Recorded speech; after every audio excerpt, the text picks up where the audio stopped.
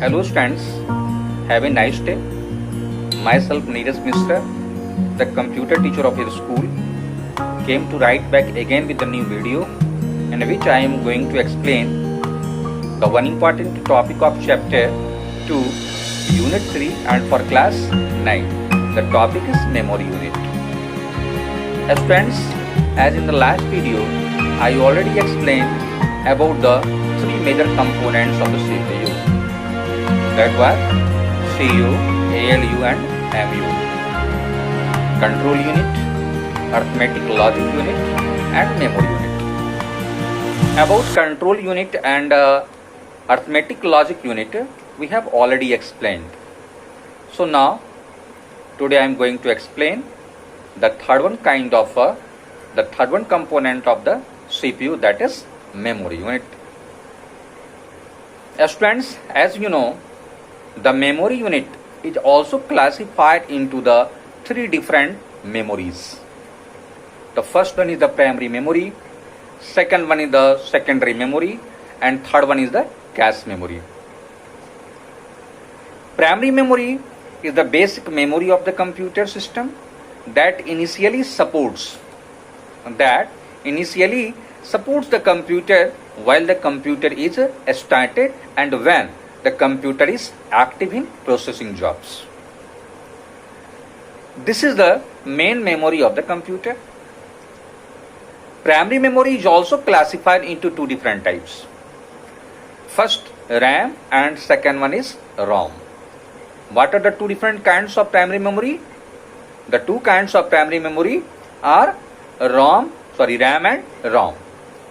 RAM stands for random access memory. It is the read-write volatile memory that stores the data temporarily during the processing of the data are going on. If processing job is completed, then the same data are lost and vanished from this part of the storage. The present data are lost also when the machine is turned off. So RAM actually plays a vital role in speed up the processing job in computer because CPU takes lesser time to fetch the data from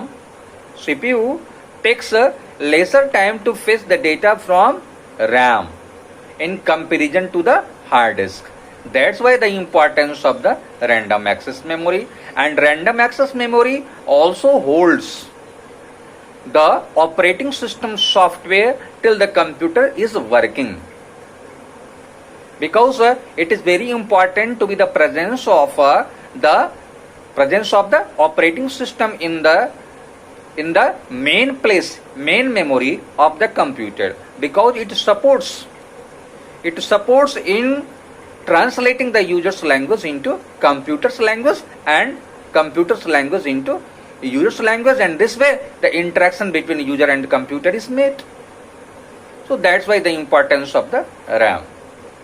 RAM is also classified into the two different types. The first one is the static RAM and the second one is the dynamic RAM, which is also called SRAM and DRAM. SRAM, a static RAM, is the smart memory unit because it is very fast to hold and manipulate the data. There also a main feature of this memory, there is no need to refresh this memory repeatedly to retain the data. Data को याद रखने के लिए बार बार refresh करने की जरूरत यहाँ पे नहीं पड़ती है. That's the main feature of the static memory. But it consumes more power and is very expensive. पैसा ज्यादा लगता है खरीदने में इसको. Second one is the dynamic RAM, DRAM. This RAM type needs to be refreshed regularly, continuously. Why? To retain the data. Data को याद रखने के लिए इसको, अगर ये मेमोरी लगी हुई है आपके कंप्यूटर में, तो अपने कंप्यूटर को बार बार रिफ्रेश करना पड़ेगा. This is the main feature of the dynamic random access memory, and it is also a slower and smaller in size. It is slower memory in comparison to the SRAM, and its size is also very small than SRAM, and it consumes less power and is less expensive memory unit in comparison to the static RAM.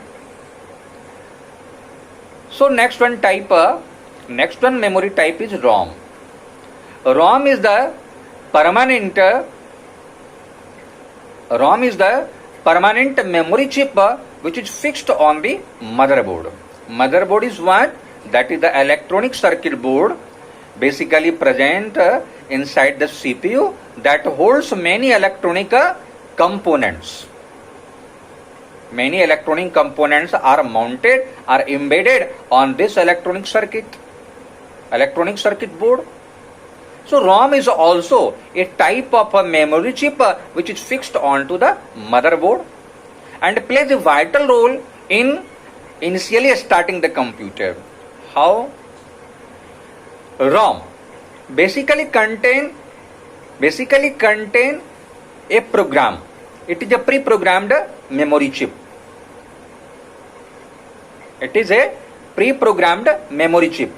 ROM is a pre-programmed memory chip that contains a BIOS program, basic input-output system program. That is very important program that will help to start up the computer. How? When you will start firstly the computer, then this program is started. This program is activated. Why? To check up initially all the components of the computer, whether they are working perfectly or not, working properly or not. If all the components of computers are working properly, then a single beep is given by the computer and the next one step is just started. Means next one step is to loading the operating system into the main memory. So ROM plays a vital role in booting the computer, in starting the computer, because the program present in the ROM will firstly check up to all the components of the computer whether they are working properly or not. If they are not working properly, then the continuous beep is started inside the computer. It shows that the computer is not working well, and the next one step will be not regulated, will be not started. You can't be able to start up the computer at that very stage if the continuous beep is started from the computer system. So this is really the role of the ROM.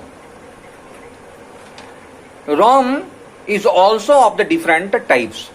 There are the three different types about which I am discussing here. The first one, the PROM, can be expanded as programmable read-only memory. It is a programmable read-only memory, can be programmed once, only one time it can be programmed. And once the information is just stored in PROM, cannot be edited or deleted or cannot be omitted.